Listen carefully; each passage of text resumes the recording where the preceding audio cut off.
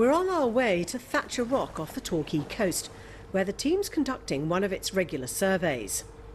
The reefs have holes in them for animals to colonise. It's a simple idea. In the face of threats to marine life, create more places for them to live. Animals like lobsters or crabs, mobile species, including fish as well, can make the most of the spaces inside the cubes as refuge, and also young fish and young larval crustaceans or other mobile species can use it as a settlement point. The reefs are made in Cornwall from recycled material, and the team's experimenting with different mixes to see which attract the most wildlife. Well, we've arrived on site and the reefs are right below the boat, and James is going to dive and take a look. What are you going to be doing? So I'm going to be going through each of the cubes that we have down there. We have 6 cubes and different concrete mixes, and what I'm basically going to be doing is assessing how much life is on each of them and to see if there's any difference between the different concrete mixes that we have down there.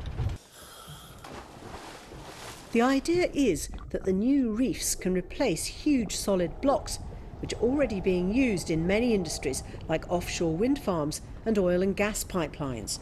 At the moment, these blocks are classed as marine litter. But if they could attract wildlife, they could become a new ecosystem and not a blight.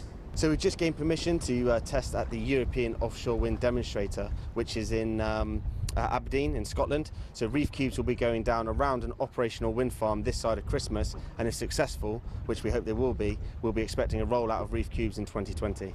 What's in there? So I think probably off the top of my head, probably about 30 scallops, all a good size.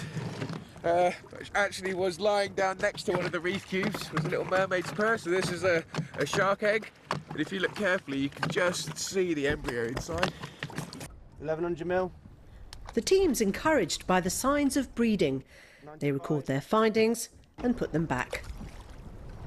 A fishing boat's appeared, taking advantage of the shellfish breeding around the new reef. As the team head back to harbour, they tell me theirs is a man-made solution to a man-made problem. Sophie Pearce, BBC Spotlight, Torquay.